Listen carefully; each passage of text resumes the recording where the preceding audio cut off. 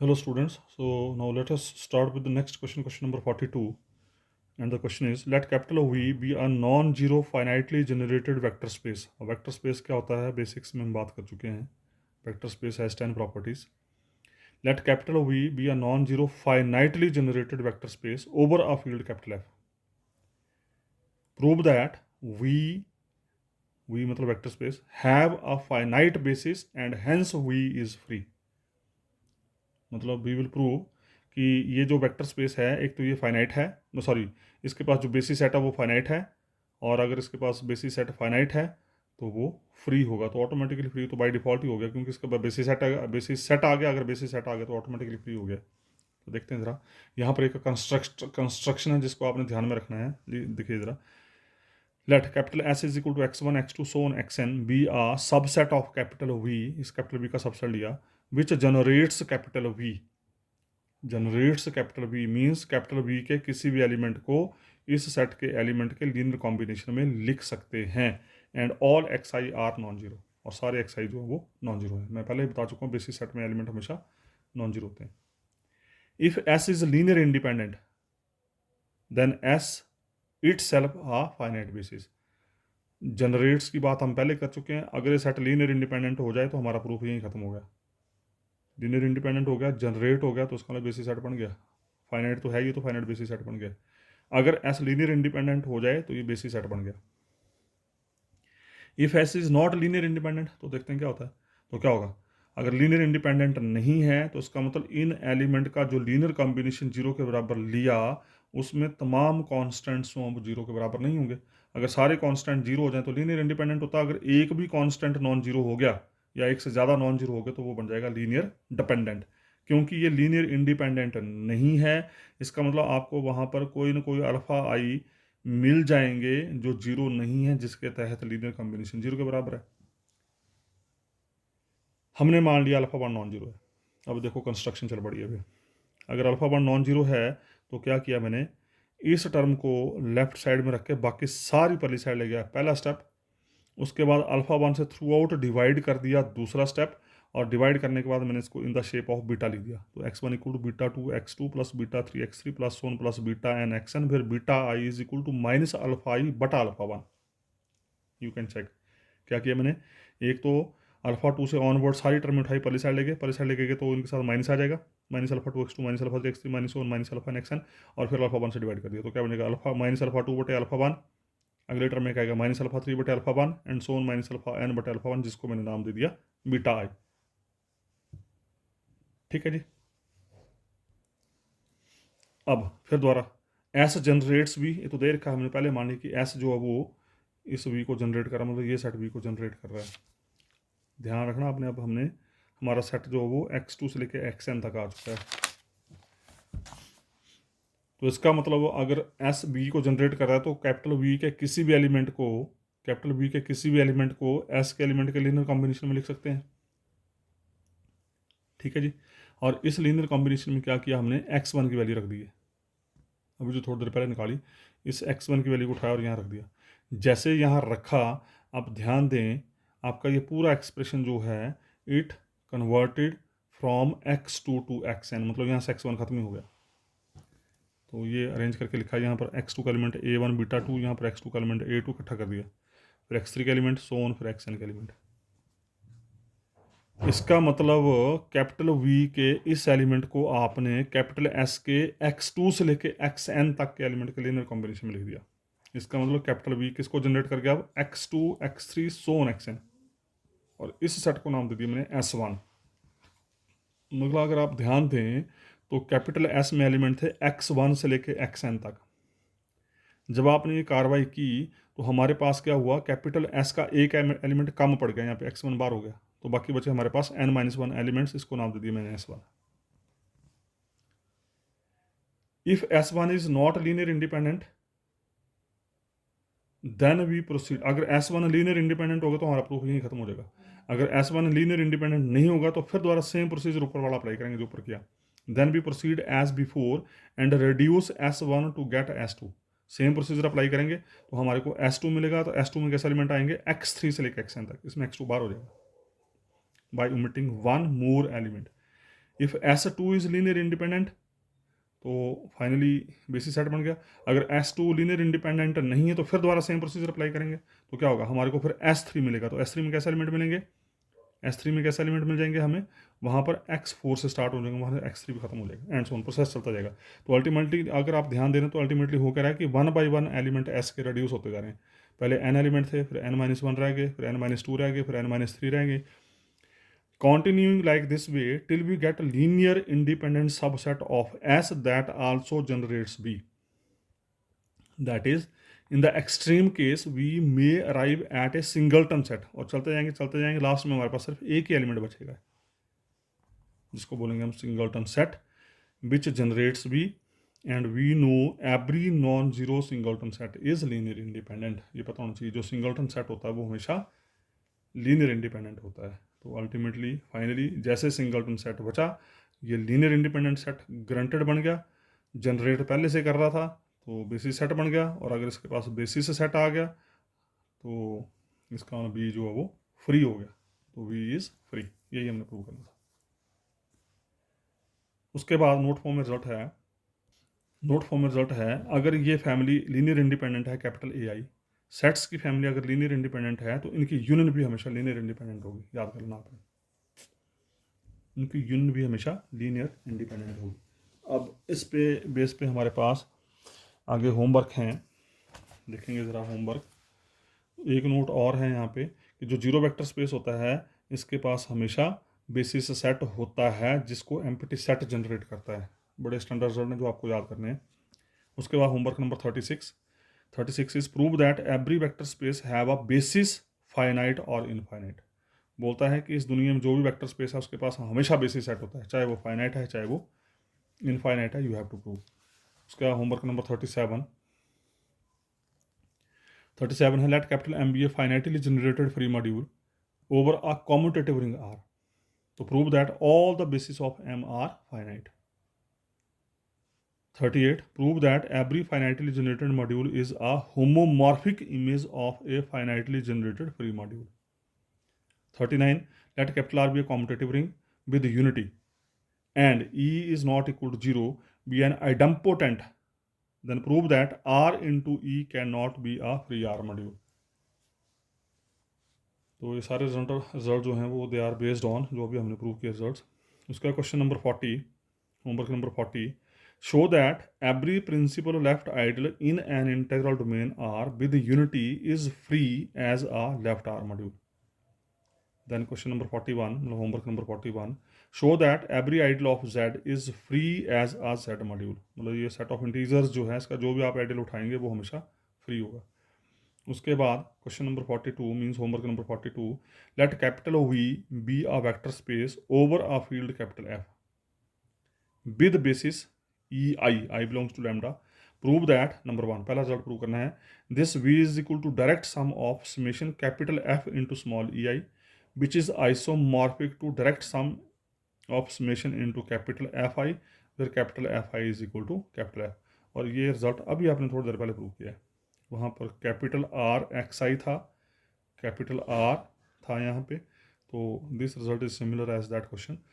और second prove करेंगे कि this capital B is completely reducible, ये जो कैपिटल V है ये कम्प्लीटली रिड्यूसिबल होगा यहाँ पे, कम्प्लीटली रिड्यूसिबल। तीसरा पार्ट आप यहाँ प्रूव करेंगे, if capital W is a subspace of capital V then there exist a subspace W dash such that V is equal to W direct sum W dash. और चौथा part prove करेंगे आप, suppose lambda mod is less than infinity का मतलब finite, and let E1, E2, so on Ek be linear independent subset of capital V, then show that there exists a basis of capital V containing E1, E2, so on, Ek। तो चौथा part आप ये prove करेंगे। तो these are the homeworks. और उसके बाद next है हमारे पास फिर डेफिनेशन है यहाँ पे हमारे पास, let capital A be M cross N matrix if we delete any P rows and Q columns. आपको एक मैट्रिक्स दे रखा है M क्रॉस N का, ध्यान से देखिए ज़रा, ध्यान से सुने आप एक मैट्रिक्स बनाया M क्रॉस N का उसमें से आपने क्या किया, पी रोज डिलीट कर दी, पी मतलब 2 रो 3 रो 4 रो डिलीट कर दी, एंड एनी क्यू कॉलम्स, और 2 3 4 कॉलम डिलीट कर दिए of A, then the reducing, तो बाकी मैट्रिक्स बचा। अब आप खुद सोच सकते हैं, मैं फिर रिपीट कर रहा हूँ, आपने एक मैट्रिक्स लिया एम क्रॉस एन ऑर्डर का, उसमें से मान लो आपने 4 रोज डिलीट कर दी और 2 कॉलम डिलीट कर दिए, तो बाकी जो मैट्रिक्स बचा उसका ऑर्डर बनेगा m minus p cross n minus q matrix, and this is called sub matrix of capital A. क्या बोला भी आपने, ये आपको एक मैट्रिक्स दे रखा है, मैंने ले लिया 6x5 ऑर्डर का मैट्रिक्स, इसमें से मैंने पी रोज मतलब 2 रो हटा दी, डिलीट कर दी, और 3 कॉलम मैंने डिलीट कर दी, ये आपकी इच्छा जो मर्जी डिलीट करो, आप बीच के करो, साइड के करो, ऊपर के करो, नीचे करो, कोई दिक्कत नहीं। तो बोलता है जो बाकी मैट्रिक्स बचा, ऑर्डर क्या था, एम क्रॉस एन पी रो, पी मतलब 2 मैंने हटा दी रो, 3 मैंने हटा दी कॉलम, तो बाकी जो मैट्रिक्स बचा, बाकी बचा ये बड़ा मैट्रिक्स, तो ये जो मैट्रिक्स बचा है इसका ऑर्डर होगा 6 माइनस 2 क्रॉस 5 माइनस 3, मतलब एम माइनस पी, जितनी रो डिलीट कर दी वो पी क्रॉस 5 माइनस जितने कॉलम डिलीट किए क्यों, तो m minus p cross n minus q, इस ऑर्डर का मैट्रिक्स बचेगा बाकी आपका। ठीक है जी, तो this is the meaning of this. उसके बाद नेक्स्ट डेफिनेशन है हमारी, this is again important, a matrix is said to be partition, partition बड़ी इंपॉर्टेंट चीज़ है यहाँ पे, if it is divided into sub matrices, जिसको हम बोलते हैं blocks, by horizontal and vertical lines between the rows and columns. The meaning of this is कि the meaning of this is this, देखो जरा, ये है ब्लॉक मैट्रिक्स, ये आपको एक मैट्रिक्स दे रखा है, आपने क्या किया यहाँ पे हॉरिजॉन्टल और वर्टिकल लाइन लगा दी, जितनी मर्जी लगा लो, मैंने एक एक ही लगाई है, आप 2 2 3 3 4 4 भी लगा सकते हैं, तो मैंने 2 लगाई, इससे ज़्यादा अंडरस्टैंड होगा आपको कि आपने क्या किया, इस मैट्रिक्स के बीच में ये लाइनें खींची, और लाइनें खींचने के बाद अगर ध्यान दें तो ये बचा एक मैट्रिक्स, ये बचा दूसरा मैट्रिक्स, ये बचा तीसरा मैट्रिक्स, और ये बचा चौथा मैट्रिक्स, इनको बोलते हैं हम ब्लॉक मैट्रिक्स। और इसका बेनिफिट यहाँ पर ये है कि आप क्या करेंगे, इंडिविजुअल हर एक मैट्रिक्स को सॉल्व करेंगे, जैसे डिटर्मिनेंट, मान लो इसका डिटर्मिनेंट निकालना है, तो आप इंडिविजुअल हर एक को सॉल्व करेंगे और सॉल्व करके इनकी वैल्यू रख देंगे यहाँ पे, तो ये इमीडिएट 4 बाई 4 का बच जाएगा, 1 2 1 2, 2 रोज 2 कॉलम्स, तो उसको सॉल्व करना आसान हो जाए। तो ये ब्लॉक मैट्रिसेस जो होते हैं, ये इनका और कोई काम नहीं होता, ये हमारे मैट्रिक्स को इमीडिएट रिड्यूस करके स्मॉल ऑर्डर में ले आते हैं, और स्मॉल ऑर्डर में हमें इनको सॉल्व करना आसान हो जाता है। तो कोई भी हॉरिजॉन्टल लाइन या वर्टिकल लाइन जब आप किसी मैट्रिक्स में खींचेंगे, तो खींचने के बाद वो लाइंस जो हैं वो उस पूरे मैट्रिक्स को स्मॉल ब्लॉक्स में, स्मॉल मैट्रिसेस में कन्वर्ट कर देंगे, इनको बोलते हैं block matrices, and this is called partition of the matrix, simple. उसके बाद एक और चीज़ मैं आपको बताना चाहूँगा यहाँ पे, वेरी इंपॉर्टेंट, चलने से पहले आपको ये भी बीएससी लेवल पर बताया गया होगा कि जब भी आपको कोई ट्रांसफॉर्मेशन दे रखी होती है कुछ इस तरह की, मैं ऐसे एग्जांपल लेके चल रहा हूँ ये, तो ट्रांसफॉर्मेशन से मैट्रिक्स कैसे बनता है, आपको एक ट्रांसफॉर्मेशन दे रखी है, mapping from capital R cube to R square, ये आपका डोमेन सेट, जिसमें कैसे एलिमेंट है 3 टुप्पल टाइप के, ये आपका कोड मेन सेट, इसमें कैसे एलिमेंट है 2 टुप्पल टाइप के। ध्यान से सुनना, मैं जो यहाँ पे बोलने जा रहा हूँ कि ट्रांसफॉर्मेशन से मैट्रिक्स कैसे बनाते हैं, ये आपको डिफाइनिंग देखी कुछ इस तरह की होगी, कुछ ऐसी, टी के साथ जो एलिमेंट एसोसिएट होगा वो 3 टुप्पल टाइप का होगा, बाहर जो निकलेगा वो आर स्क्वायर टाइप का होगा, 2 टुप्पल टाइप का होगा। ठीक है, अब मैट्रिक्स बनाने का तरीका क्या है, सबसे पहला स्टेप वन क्या है कि डोमेन और कोड मेन सेट की बेसिस सेट लो, तो कोड डोमेन सेट के बेसिस सेट को नाम दे दिया मैंने B1, और कोड मेन की बेसिस सेट को नाम दे दिया मैंने B2। B1 इसकी बेसिस सेट है, तो इसमें कैसे एलिमेंट है 3 टुप्पल टाइप के, तो ये आगे 3 टुप्पल टाइप के, यहाँ पर क्या है 2 है, तो इसका इसमें कैसे एलिमेंट होंगे 2 टुप्पल टाइप के, तो उसकी बेसिस ले ली मैंने 2 टुप्पल टाइप की, और इसको बोलते हैं हम स्टैंडर्ड बेसिस, अभी देख चुके हैं यहाँ पे। प्रोसीजर क्या है, स्टेप नंबर 1 हो गया ये कि सबसे पहले तो आपको डिफाइनिंग दे रखी है, स्टेप नंबर 1 है आपने बेसिस सेट डिफाइन कर लिया डोमेन और कोड मेन के। स्टेप नंबर 2 क्या है, डोमेन सेट की बेसिस के एलिमेंट को टी के साथ एसोसिएट करेंगे, ध्यान से सुन लो मैं क्या बोल रहा हूँ, डोमेन सेट की बेसिस के एलिमेंट को इस टी के साथ एसोसिएट करेंगे, एसोसिएट करने के बाद अब 3 टुप्पल टाइप का, तो E1 क्या होगा 1 0 0, E2 क्या होगा 0 1 0, E3 क्या होगा 0 0 1। एसोसिएट करने के बाद इस टी की डिफाइनिंग ये देखिए आपको, इस डिफाइनिंग की हेल्प से इस टी की वैल्यू निकालेंगे, जैसे मैंने निकाली यहाँ पे एक्स की वैल्यू 1, वाई की वैल्यू 0, जेड की वैल्यू 0 यहाँ रखो। रखने के बाद आपको 2 टुपल मिल जाएंगे। फिर टी की वैल्यू जो निकली, ये जो वैल्यू निकली, इस वैल्यू के एलिमेंट को कोड मेन की बेसिस के लीनियर कॉम्बिनेशन में लिखेंगे, 1 into E1 plus 0 into E2। लगा पता है। दूसरा देखो, फिर दूसरा बेसिस सेट का एलिमेंट उठाया, उसको टी के साथ एसोशिएट किया, सेम प्रोसीजर, एसोशिएट करके फिर इस टी को डिफाइनिंग से सॉल्व किया, सॉल्व करके ये आ गया। फिर ये जो एलिमेंट आया, इस एलिमेंट को कोड मेन की बेसिस के जो एलिमेंट्स हैं उनके लीनियर कॉम्बिनेशन में लिखना है, 2 into E1 plus 0 into E2। उसी तरीके से फिर तीसरा एलिमेंट E3 इसके साथ एसोशिएट किया, ये आ गया, डिफाइनिंग लगाई, इस एलिमेंट को फिर इसके लीनियर कॉम्बिनेशन में लिखा, एंड सो ऑन। अगर 3 ही है तो 3, 4, 5 जितने भी होंगे आप इस तरीके से इनको डिफाइन करेंगे। उसका स्टेप नंबर 3 ये हुआ, क्लियर हो गया। स्टेप नंबर 1 था कि डोमेन और कोड मेन की बेसिस लिखो। स्टेप नंबर 2 था डोमेन सेट की बेसिस को टी के साथ एसोशिएट करके जो वैल्यू आएगी उस वैल्यू को कोड मेन की बेसिस के लीनियर कॉम्बिनेशन में लिखना है। उसका स्टेप नंबर 3 है कि जैसे आपने ये लीनियर कॉम्बिनेशन लिखा तो इस लीनियर कॉम्बिनेशन में पहली इक्वेशन के बेसिस के कॉफिशेंट्स को लिखेंगे पहली रो में, दूसरी इक्वेशन के बेसिस के कॉफिशेंट को लिखेंगे दूसरी रो में, तीसरी इक्वेशन के कॉफिशेंट को लिखेंगे तीसरी रो में, एंड सो ऑन। फिर उसका लेंगे ट्रांसपोज। तो ट्रांसपोज लेके जो मैट्रिक्स आएगा that is called the matrix of this linear transformation. ये जो मैट्रिक्स आएगा ट्रांसपोज लेके, this is called matrix of linear transformation.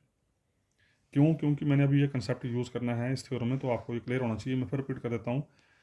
Domain set की बेसिस को टी के साथ एसोशिएट करेंगे, एसोशिएट करके सॉल्व करेंगे, सॉल्व करके जो मेंबर आएगा उसको कोड मेन की बेसिस के लीनियर कॉम्बिनेशन में लिखेंगे। तो बेसिकली ये कैसा प्रोसीजर होता था, यहाँ बनता था A11, ये A11, फिर ये आता था A21, फिर A11 A12 कर लो, चाहे A11 A12 A21 A22 A31 A32 and so on, फिर उसका लेना ट्रांसपोज। ये प्रोसीजर होता है ना। पहली रो में कैसे एलिमेंट होते हैं, 11 12 13 14, दूसरी में 21 22 23 24 31 32 33 34 एंड सो। इस प्रोसीजर को हम यहाँ अप्लाई कर रहे हैं। देखो जरा, theorem number 43, the last theorem of this section, let capital M be a finitely generated free module दे रखा है, over a commutative ring, ring commutative दे रखा, ध्यान रखना। Then prove that all the basis of M have the same number of elements. बोलता कि अगर capital M finitely generated free module है, फाइनाइटली जनरेटेड फ्री मॉड्यूल है, तो इस एम की जो मर्जी बेसिस ले लो आप, जितनी मर्जी बेसिस ले लो, उन बेसिस के नंबर ऑफ एलिमेंट्स जो हैं वो सेम होंगे। ठीक है जी, देखते हैं जरा, ध्यान से देखते जाना। Given capital M is finitely generated free module over a commutative ring R, this imply M has all its basis finite. जब सेट ही फाइनाइट है तो उसके बेसिस सेट के नंबर ऑफ एलिमेंट्स भी फाइनाइट होंगे, क्योंकि बेसिस सेट कैपिटल एम का सबसेट होता है। जब कैपिटल एम ही फाइनाइट है तो उसका बेसिस सेट भी फाइनाइट होगा। होमवर्क नंबर 37 में भी प्रूव कर चुके हैं आप कि अगर एम फाइनाइटली जनरेटेड है तो उसके बेसिस सेट के नंबर ऑफ एलिमेंट्स फाइनाइट होंगे। लेट एम हैज़ 2 बेसिस, हमने ले ली 2 बेसिस। हमने यहाँ यही प्रूव करना है कि इस एम की जितनी मर्जी बेसिस ले लो, सब में नंबर ऑफ एलिमेंट्स सेम होंगे। हमने ले ली 2 बेसिस।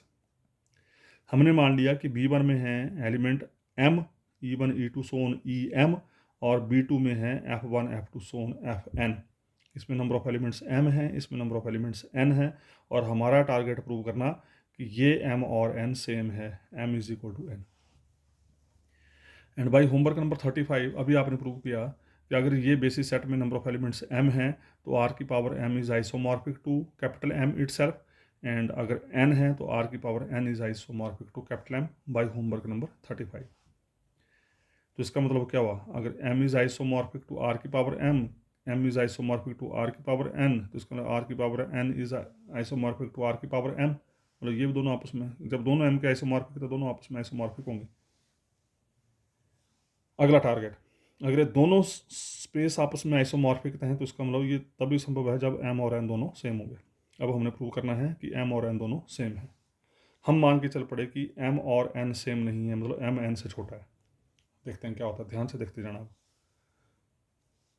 लेट, हमने क्या किया, क्योंकि ये दोनों आइसोमॉर्फिक हैं, दे रखा है, हमने इन दोनों के बीच में एक मैप डिफाइन किया। Phi is mapping from R की पावर एम टू आर की power N be an R isomorphism, because it is given this is isomorphism. अगर ये आइसोमॉर्फिज्म है तो इसका मतलब they are isomorphic to each other.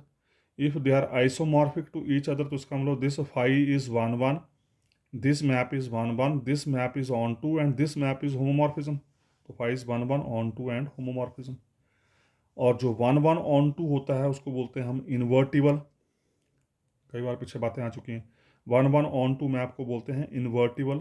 Invertible का मतलब होता है इनवर्स एग्जिस्ट। इसका मतलब इस फाई का इनवर्स एग्जिस्ट कर रहा है यहाँ पे। अगर इस फाई का इनवर्स एग्जिस्ट कर रहा है तो हमने मान लिया इसका इनवर्स साई इनवर्स है। इस फाई का इनवर्स साई है तो साई का inverse is equal to phi. अगर फाई का इनवर्स साई है तो इसका इन दोनों की गुणा आई के बराबर होगी। इनवर्स की डेफिनेशन, ये दोनों साइड साई से ऑपरेट कर दो। इसको यहीं ध्यान रखना, phi psi is equal to I. I means identity function. Okay okay, अब चलते हैं नाउ। अब फिर वही आप चीज़ यूज़ कर रहा हूँ, ध्यान रखना जरा, देखो जरा, सुनो जरा ध्यान से। इसमें आपने बेसिस सेट लिया कैपिटल B1, आर की पावर n में बेसिस सेट लिया B2, अभी लिया आपने ऊपर, और अभी थोड़ी देर पहले मैंने समझाया आपको। अब इस फाई के साथ अब टी का काम कौन कर रहा है? फाई कर रहा है। इस टी ट्रांसफॉर्मेशन का काम कर रहा है फाई। ये ट्रांसफॉर्मेशन है एक किस्म से। तो जब आप इस फाई की मैट्रिक्स बनाएंगे, because now we are going for confirming the matrix of this phi. इस फाई की आपने मैट्रिक्स बनानी, तो क्या बोला मैंने, क्या बोला था, जब फाई की मैट्रिक्स बनानी है तो फाई के साथ जो एलिमेंट एसोसिएट होंगे वो इसकी बेसिस सेट के एसोसिएट होंगे। एसोसिएट होने के बाद आप उसको सॉल्व करेंगे और सॉल्व करके जो नंबर आएगा उस नंबर को आप आर की पावर एन की बेसिस के लीनियर कॉम्बिनेशन में लिखेंगे। तो देखो जरा, तो मैंने क्या किया, फाई के साथ जो बेसिस सेट के एलिमेंट एसोसिएट हुए वो B1 के एसोसिएट हुए, E1 E2 सोन EM, जिसको मैंने EI लिख दिया। ठीक है, और EI लिखने के बाद बाहर जो एलिमेंट बनेगा वो बनेगा A11 A12 A13 and so on A21 A22 A23 and so on A31 A32 and so on. उन एलिमेंट्स को इन बेसिस सेट के एलिमेंट के लीनियर कॉम्बिनेशन में लिखेंगे। तो मैंने क्या किया, ith एलिमेंट डिफाइन किया। तो ith एलिमेंट क्या बनेगा, phi of EI A1I F1। हमने मान लिया, ये हमने सपोज कर लिया कि जो फाई के साथ बेसिस सेट के एलिमेंट को एसोसिएट किया, तो एसोसिएट करके हमारे पास जो वैल्यू बनी वो बनी A1I A2I सोन ANI। फिर इन एलिमेंट्स को इन B2 के बेसिस सेट के एलिमेंट के लीनियर कॉम्बिनेशन में लिख दिया। जब आप आई की वैल्यू 1 देंगे तो E1 के लिए लीनियर कॉम्बिनेशन मिल जाएगा, आई की वैल्यू 2 देंगे तो E2 के लिए लीनियर कॉम्बिनेशन मिल जाएगा, आई की वैल्यू 3 देंगे तो E3 के लिए लीनियर कॉम्बिनेशन मिल जाएगा। तो अल्टीमेटली वो जो इतने लीनियर कॉम्बिनेशन बने उसको हमने शॉर्ट फॉर्म में ऐसे लिख दिया, और इसको हम ऐसे लिख सकते हैं J = 1 to n AJIFJ। तो ये आ गया फाई ऑफ EI। ठीक है, इतना हो गया। उसके बाद उसी तरीके से फिर आगे फिर साई का लिखा। अब देखो ज़रा, एक चीज़ बड़ी इंपॉर्टेंट है यहाँ पे, the important part is here. देखिए ज़रा, अगर फाई का मैप R की पावर M टू R की पावर n है तो साई का मैप क्या होगा? तो साई क्या है? फाई का उल्टा। फाई का उल्टा, तो उसका मतलब साई का मैप क्या होगा? R की पावर n टू R की पावर। उल्टा मीन्स इनवर्स है। अगर फाई मैप कर रहा है A टू B तो साई मैप करेगा B टू A। तो फाई का मैप है R की पावर M टू R की पावर n, तो साई का मैप है R की पावर n टू R की पावर m। ठीक है जी, तो साई का मैप R की पावर n टू R की पावर m हो गया। तो उसका साई के साथ जो एलिमेंट एसोसिएट होंगे वो R की पावर n की बेसिस के होंगे। एसोसिएट करने के बाद जो एलिमेंट बनेगा उसको R की पावर m की बेसिस के लीनियर कॉम्बिनेशन में लिखेंगे। यही किया आगे देखो। तो क्या किया यहाँ पे, साई के साथ जो एलिमेंट एसोसिएट हुए वो R की पावर m के एसोसिएट हुए, R की पावर m के एसोसिएट हुए। ठीक है जी, R की पावर m के एसोसिएट हुए, और एसोसिएट करने के बाद आपने R की पावर n के, सॉरी मैं उल्टा बोल रहा हूँ, साई के साथ जो एलिमेंट एसोसिएट हुए वो R की पावर n के हुए, और R की पावर n के एसोसिएट होने के बाद जो भी एलिमेंट बने उन एलिमेंट को आपने R की पावर m के बेसिस के लीनियर कॉम्बिनेशन में लिख दिया। और उसका इस सम को we can write K = 1 to m B K J E K। लिखने में थोड़ा ध्यान रखना यहाँ पे। उसके बाद क्या किया मैंने, ए मैट्रिक्स लिया मैंने AJI n × m। मतलब मतलब इस फाई के द्वारा जो मैट्रिक्स जनरेट होगा यहाँ पे इनके द्वारा जो मैट्रिक्स जनरेट होगा उसको नाम दे दिया मैंने कैपिटल ए, उसको नाम दे दिया capital A, and this matrix is A J I N cross N. और इसके द्वारा जो मैट्रिक्स जनरेट होगा उसको नाम दे दिया capital B, and this B के जे, क्योंकि यहाँ पे जे जे फिक्स है, वेरी कॉन्ट्रा कर रहा है पहला टुपल, तो पहले टुपल को नाम दे दिया एम क्रॉस एन। एक होगा एन क्रॉस एम, एक होगा एम क्रॉस एन।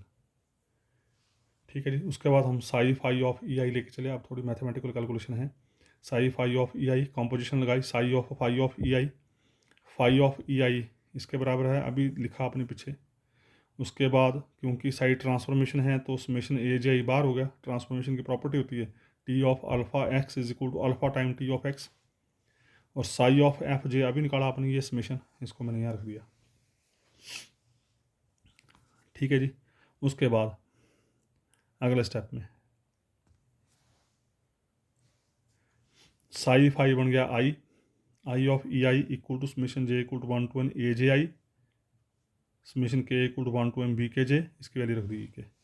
और आई क्योंकि आइडेंटिटी मैप है और आइडेंटिटी मैप की खासियत होती है जो डाला वही बार, दोनों समेशन इकट्ठी कर दी, बी के जे पहले लिख दिया, ए जे आई मैंने ये लिखा ई के।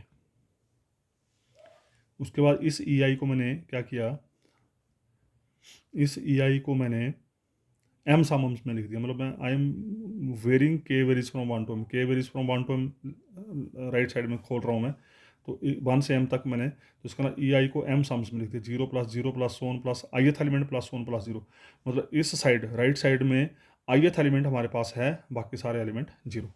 और इधर मैंने इस समेशन को खोल दिया, के की वेरिएशन 1 to m, के की वैल्यू 1 दी, ये आ गया, के की वैल्यू 2 दी, ये आ गया, के की वैल्यू 3 दी, अगला आ गया एंड सोन, के की वैल्यू आई दी, ये आ गया, के की वैल्यू m दी, ये आ गया। Now this is the sum of m terms, this is the sum of m terms, both are equal, तो क्या होगा, पहली टर्म पहली के बराबर, दूसरी टर्म दूसरी के बराबर, तीसरी टर्म तीसरी के बराबर, ith टर्म ith के बराबर। तो यहाँ पर अल्टीमेटली क्या होगा, ith टर्म तो मिल जाएगी ई आई, जैसे ही के की वैल्यू आई हुई, this ith term equal to E I, और बाकी तमाम टर्म्स जो हैं दैट इज इक्वल टू 0। इसका जब के की वैल्यू आई के बराबर नहीं होगी तो बाकी तमाम टर्म्स जो हैं दे आर इक्वल टू 0, कोई दिक्कत नहीं। तो अल्टीमेटली क्या हो गया, this sum this sum this sum and this sum, जब जब के की वैल्यू आई के बराबर है, आई के बराबर है, देखो ई आई कैंसिल हो जाएगा, यहाँ से ई के इधर आके खत्म हो जाएगा, तो this sum becomes 1, this becomes 0, this is equal to 0, this sum is equal to 1। तो ultimately this sum becomes B के जे, यहाँ पर के है तो J equal to 1 to n B के J A J I, this sum becomes delta K I, क्योंकि the value of this sum is equal to 0, this sum is equal to 1, यहाँ से ई I cancel हो जाएगा, तो 0 और 1 क्या होता है, कोरोनेकर डेल्टा, और इस 0 और 1 को लिख दिया मैंने डेल्टा के आई। और कोरोनेकर डेल्टा इस हिसाब से लिखते हैं कि जो फिक्स सेम होता है उसको नहीं लेते हैं, जो डिफरेंट होता है उनको लेते हैं यहाँ पे। ठीक है जी, ठीक है जी। तो जो सफिक्स यहाँ सेम होता है, ये टेंसर की नोटेशंस हैं, ये फ्लूइड में देखा होगा आपने, जो सेम होता है उसको छोड़ते हैं, जो डिफरेंट होता है वो लेके चलते हैं। ओके। उसके बाद now this is the entry of matrix B and this is the entry of matrix A, ये ए है, ध्यान रखना है, this is not E, this is A, this is A. ठीक है। तो जब आप दो मैट्रिसेस की गुणा, ये basically this represents the multiplication of two matrices, तो one matrix is matrix, this B के J is a matrix of order m cross n, क्योंकि के की वेरिएशन 1 to m, जे की वेरिएशन 1 to n, तो ये आ गया। बी के जे को जब खोलेंगे आप, जे के की वैल्यू 1 दी, जे की वैल्यू 1 to n दे दी, ये आ गया। फिर के की वैल्यू 2 फिक्स की, जे की वैल्यू फिर 1 to n दे दी दूसरी रो, फिर के की वैल्यू 3 फिक्स की तीसरी रो, के की वैल्यू 4 फिक्स की चौथी रो, एंड सो ऑन, ये बन जाएगा मैट्रिक्स इनटू। उसी तरीके से ए जे आई, यहाँ पर अब क्या, यहाँ पर आई इधर है, ध्यान रखना है, आई को फिक्स करेंगे, आई की वेरिएशन 1 to m, आई की वेरिएशन 1 to n, जे की वेरिएशन 1 to m, आई की वेरिएशन 1 to m, जे की वेरिएशन 1 to n, और साथ में मैं ट्रांसपोज करके लिख रहा हूँ इसको, ये देखो जरा, a1 1 a2 1 am1, ध्यान रखना, आई की वैल्यू 1, जे की वैल्यू 1 to m दी, आई की वैल्यू सेकंड फिक्स का ध्यान रखना है, सेकंड फिक्स किया और पहला फिक्स वेरी कर रहा है 1 to m, तो पहला फिक्स वेरी कर रहा है वो यहाँ आ गया m, ये m क्रॉस n, ये n क्रॉस m बनेगा, गलत लिख दिया यहाँ पे, ये n क्रॉस m का मैट्रिक्स बनेगा,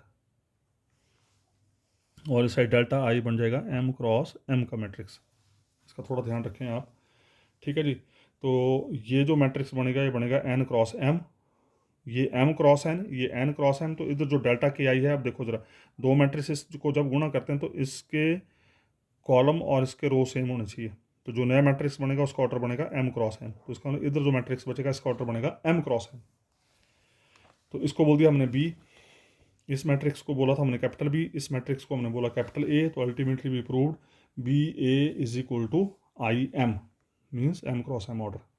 सिमिलरली जैसे BA IM आया तो A भी लेंगे, सेम एनालॉजी अप्लाई करेंगे। जब सेम एनालॉजी अप्लाई करेंगे तो A भी बन जाएगा IN, identity matrix of order n। अब ले रहा हूँ मैं पार्टीशन मैट्रिक्स। A डैश मैंने डिफाइन किया capital A zero cap, B dash define किया B जीरो कैप, और यहाँ पर जीरो कैप को आप इस तरीके से एडजस्ट करेंगे कि ये दोनों मैट्रिक्स का ऑर्डर जो है वो सेम आए। Be matrices of order n cross n, यहाँ पर जीरो कैप इस तरीके से एडजस्ट करेंगे कि दोनों का ऑर्डर जो है वो n क्रॉस n बन जाए। Where each of zero cap is matrix of appropriate size, ये हम अपने हिसाब से एडजस्ट करेंगे ताकि ये ऑर्डर बन जाए n क्रॉस n। उसका दोनों को गुणा किया तो A dash B dash is equal to इस मैट्रिक्स की गुणा इसके साथ कर सकते हैं, क्योंकि यहाँ पर नंबर ऑफ कॉलम्स और यहाँ के नंबर ऑफ रोज आपस में बराबर हैं। तो जब गुणा करेंगे this into this plus this into this, तो ए बी बचा, क्योंकि जीरो कैप जीरो मैट्रिक्स हैं, जीरो मैट्रिक्स को जीरो मैट्रिक्स से गुणा करेंगे तो जीरो रहेगा। तो this becomes the product of this two becomes A B, and A B matrix is equal to IN। अभी बताया आपने ऊपर। अल्टीमेटली भी proved A dash B dash इन दो मैट्रिक्स की गुणा इक्वल टू IN। जब दोनों साइड डिटर्मिनेंट लिया तो आइडेंटिटी मैट्रिक्स का डिटर्मिनेंट 1 आ गया। अब उल्टा लेके चले, पहले A डैश B डैश लिया, अब B डैश A डैश लिया, तो B dash A dash in दोनों को गुणा किया। जब इनको गुणा किया, अब यहाँ का नंबर ऑफ कॉलम्स और यहाँ के नंबर ऑफ रो सेम, तो वी कैन मल्टीप्लाई। तो गुणा कैसे हो रही है, इसकी गुणा इसके साथ ये आ गया, फिर इसकी गुणा इसके साथ ये आ गया, फिर इसकी गुणा इसके साथ ये आ गया, फिर इसकी गुणा इसके साथ ये आ गया। सिंपल मल्टीप्लिकेशन और कुछ नहीं है। नाउ दिस बिकम्स मैट्रिक्स, ये ब्लॉक मैट्रिक्स बना। भी ये बनाओ ब्लॉक मैट्रिक्स, एक ये मैट्रिक्स, एक ये मैट्रिक्स, एक ये मैट्रिक्स, एक ये मैट्रिक्स। और बी ए किसके बराबर है, IM के बराबर है, अभी बताया आपने ऊपर। ठीक है, फिर क्या किया हमने, इसका डिटर्मिनेंट लिया दोनों साइड, ये बन गया आपका B डैश A डैश, फिर दोनों साइड लिया डिटर्मिनेंट। जैसे डिटर्मिनेंट लिया तो ये into zero plus this, this into this minus this into this, ये भी zero matrix, zero matrix, zero matrix, zero matrix का डिटर्मिनेंट क्या होता है, जीरो, तो दिस बिकम्स जीरो। लेकिन अब ध्यान दें ज़रा, but A dash and B dash are n cross n matrices over a commutative ring. It is given in the question कि हमारा रिंग जो है वो कॉम्यूटेटिव। अगर रिंग कॉम्यूटेटिव है तो उसका मतलब, इसका मतलब क्या हुआ कि A डैश B डैश का डिटर्मिनेंट और B डैश A डैश का डिटर्मिनेंट आपस में बराबर होना चाहिए। लेकिन यहाँ पर क्या, A डैश B डैश का डिटर्मिनेंट 1 आया, B डैश A डैश का डिटर्मिनेंट 0 आया। इसका मतलब डिटर्मिनेंट आपस में बराबर नहीं आए, डिटर्मिनेंट बराबर नहीं आए, जो कि बराबर आने चाहिए थे, तो विच इज़ कॉन्ट्राडिक्शन। इसका मतलब जो m लेस देन n लेके चले उस वजह से रिजल्ट हमारा फेल हो गया। ऑन द सेम वे अगर m ग्रेटर देन n लेंगे ऑन सेम एनालॉजी तो फिर हमारी कॉन्ट्राडिक्शन आ जाएगी। तो अल्टीमेटली इसका मतलब क्या हुआ, m और n दोनों सेम है। तो अल्टीमेटली वी प्रूव्ड हेयर कि अगर कोई मॉड्यूल फ्री है तो उसमें जो भी नंबर ऑफ बेसिस आप सेट लेंगे उनमें नंबर ऑफ एलिमेंट्स जो हों वो हमेशा सेम होंगे। यही हमने प्रूव करना था। No the last homework for this section, homework number 43, and the homework is give an example to show that the set of generators of an module need not be unique. बोलता है आपने एक ऐसा example देना है जिसमें आप ये बताएंगे कि किसी भी मॉड्यूल को अगर कोई एलिमेंट जनरेट कर रहा है तो वो कभी भी यूनिक नहीं होगा। तो मतलब बोलने का मतलब है कि एक मॉड्यूल को कई तरह के एलिमेंट जनरेट कर सकते हैं। तो इसी के साथ इस सेक्शन का एंड हुआ, और अब आपका फर्स्ट सेक्शन बचा उसको देखेंगे नेक्स्ट वीडियोस में। Thank you very much.